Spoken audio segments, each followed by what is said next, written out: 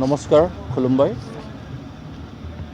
আজি আমি বড়ো সাহিত্য সভাৰ ফালৰ পৰা এটা প্ৰেছ মিট লৈছোঁ আৰু এই প্ৰেছ মিটত মোৰ লগত আছে আমাৰ বড়ো সাহিত্য সভাৰ সন্মানীয় সভাপতি ডক্টৰ সৌৰভ নাৰ্জাৰী ছাৰ, মোৰ লগত আছে আমাৰ সন্মানীয় সম্পাদকসকল আৰু সন্মানীয় সাংবাদিক বন্ধুসকল। আমি ইতিমধ্যে সকলোৱে গম পাইছোঁ যে বড়ো সাহিত্য সভাৰ ৬৫তম যি বাৰ্ষিক অধিৱেশন আমাৰ এই বিজনীত যিটো নেকি আমি বৰলাগাঁৱৰ আমি এটা টেংফাক্ৰী পথাৰ ইয়াতে আমাৰ অনুষ্ঠিত হ'ব। এইটো জানুৱাৰী অৰ্থাৎ 2026 জানুৱাৰী 9, 10 আৰু 11 তাৰিখে।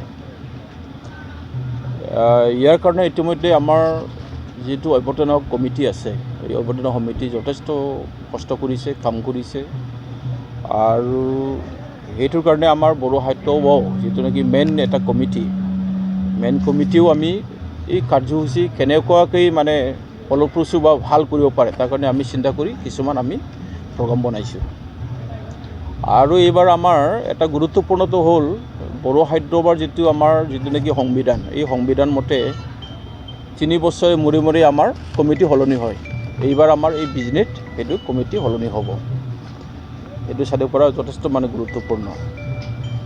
আৰু আমাৰ এই অধিৱেশনৰ যোগেদি আমাৰ বছৰেকীয়া কিছুমান মানে এৱাৰ্ড দিয়া হয়, এই এৱাৰ্ডো এইবাৰ দিয়া হ'ব। মই আপোনালোকক গাই শুনাব বিচাৰিছোঁ কি এৱাৰ্ড দিয়া হ'ব এইবাৰ। আমাৰ ৰাংচাৰ লিটাৰেৰী এৱাৰ্ড এইবাৰ ৰবীন নাৰ্জাৰী, এজন ভাল লিখক, তেওঁক দিয়া হ'ল। সোমেশ্বৰী ব্ৰহ্ম লিটাৰেৰী এৱাৰ্ড ৰমাকান্ত বসুমতাৰী, তেওঁ এজন ভাল লিখক, তেওঁকো দিয়া হ'ল। চানজাৰাং লক্ষেশ্বৰ ব্ৰহ্ম কালচাৰেল এৱাৰ্ড, যিজন ব্যক্তি মানে সংস্কৃতিৰ দিশত নলেজ আছে, জ্ঞান আছে, তেনেকুৱা ব্যক্তিক দিয়া হৈছে। তেওঁ হ'ল দেৱেন্দ্ৰনাথ ব্ৰহ্ম গুৱাহাটীৰ। হাবৰাঘাট এৱাৰ্ড মিষ্টাৰ কনিষ্ক হাজোৱাৰী, তেখেতে গোৱালপাৰাৰ। প্ৰবন্ধনাথ বৰগোহাঞি লিটাৰেৰী এৱাৰ্ড এইটো দিয়া হৈছে মিছ ৰিম্বা ৱাৰী আৰু ইয়াৰ এৱাৰ্ড প্ৰাইজটো হ'ল 50,000। প্ৰমীলা খাখলাৰী ট্ৰান্সলেশ্যন এৱাৰ্ড এইটো দিয়া হ'ল আমাৰ প্ৰাক্তন সভাপতি বড়ো সাহিত্য সভাৰ শ্ৰী তৰেণ বড়ো ডাঙৰীয়াক আৰু ইয়াৰ প্ৰাইজ মানিটো হ'ল 30,000। ৰামদাস বসুমতাৰী এডুকেশ্যনেল এৱাৰ্ড এইবাৰ আমি দিছোঁ শ্ৰী বিনোদ চন্দ্ৰ স্বৰ্গীয়াৰী বাক্সা আৰু ইয়াৰ প্ৰাইজ মানি হ'ল 50,000। Freedom fighter Jogendra Kumar Basumatary award mister Nitya Binod Wari, তেখেতে এজন SS অফিচাৰ আছিলে, তেওঁ ৰিটায়াৰ হ'ল, আৰু প্ৰাইজ মানি হ'ল 50,000। শুভংচিনী থাণ্ডে বিনেশ্বৰ ব্ৰহ্ম মাউৰীয়া হাউৰীয়া এৱাৰ্ড এইটো দিয়া হ'ল এজনী ছাত্ৰী Miss Shilpa Brahma, prize money হ'ল 50,000। Award for securing highest marks in Bodo MIL in HSLC exam 2025 এইটো আমি দিম শ্ৰী নয়নমণি বড়ো তামোলপুৰ আৰু ইয়াৰ প্ৰাইজ মানি হ'ল 10,000। Hangmashri Brahma students inspiration award Nabajit Basumatary Baksa, ইয়াৰ প্ৰাইজ মানি হ'ল 20,000। আৰু সেইটো আমি ছেকেণ্ড দিনা আমাৰ 10 জানুৱাৰী এইটো এৱাৰ্ডটো আমি দিম।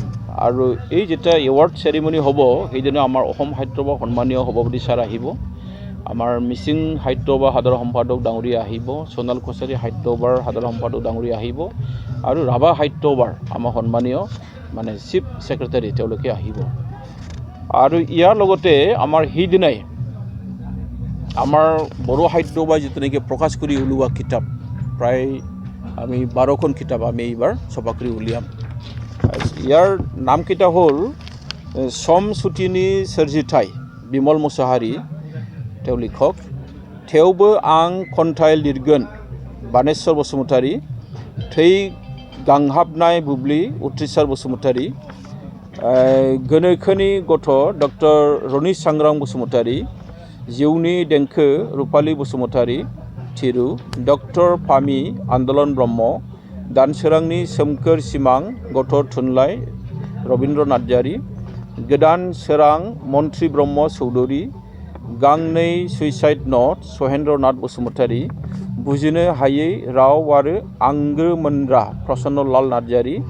मासे मोसा फिसानि सल' ডক্টৰ প্ৰণৱজ্যোতি নাৰ্জাৰী, গোমো ডক্টৰ সুনীল ফুকন বসুমতাৰী আৰু ডি বড়ো, সেইটো হ'ল আমাৰ বড়ো সাহিত্য এৱাৰ্ড। এতিয়া মই আপোনালোকক ক'ব বিচাৰিছোঁ সেইটো যে যিহেতু আমি এইবিলাক কাৰ্যসূচী লৈছোঁ, কিন্তু ইয়াৰ লগতে আমাৰ আমাৰ অধিৱেশনত আমাৰ যথেষ্ট মানে অসমৰ লগতে বাহিৰৰ পৰাও আমাৰ মানে ডেলিগেটছ আহিব। স্পেচিয়েলি আমাৰ নেপালৰ পৰা আহিব। নেপালৰ আমাৰ যাক মেছে বুলি কোৱা হয়, তেওঁলোকে আহিব। আমাৰ দিল্লীৰ পৰা ইয়াত মানে ডেলিগেটছ আহিব আৰু ইয়াৰ লগতে পশ্চিমবংগৰ পৰাও এই ডেলিগেটছ আহিব আৰু মেঘালয়ৰ পৰা আহিব। কিন্তু আমাৰ এইবাৰ দুৰ্ভাগ্য বুলি ক'ব লাগিব যে আমাৰ বাংলাদেশৰ পৰা আহিছিল আগতে, কিন্তু এইবাৰ ভাৰত চৰকাৰ বা বাংলাদেশ চৰকাৰৰ মাজত যিটো সম্পৰ্ক, এই সম্পৰ্ক ইমান ঠিক নহয়, তেওঁলোকে আহিব নোৱাৰিব। তাৰ বাদেও আমাৰ এইবাৰ এই যিটো নেকি বিজিনেছ হ'বলগীয়া বড়ো সাহিত্য এৱাৰ্ড 65 এনুৱেল কনফাৰেন্স বহুত দিগৰ পৰা মানে গুৰুত্বপূৰ্ণ হ'ব। আমাৰ ইয়াৰ প্ৰায় 2000ৰ বেছিকৈ মানে ডেলিগেটছ আহিব আমি আশা কৰিছোঁ। আৰু ইয়াত আমি কিছুমান চিৰিয়াছ মেটাৰৰ ওপৰত আমি আলোচনা কৰিম। যিবিলাক আমি আপত্তি কৰি আছোঁ, যিবিলাক আমি দেখি আছোঁ, যিবিলাক আমি শুনি আছোঁ, এইবিলাকতো আমি ফাইনেল কিছুমান ডিচিশ্যন আমি ইয়াত ল'ম আৰু আমি ৰাইজক জনাম। কিন্তু সেইটো আমি ডেলিগেটছত আমি আলোচনা কৰিম, বিতংভাৱে আলোচনা কৰিম।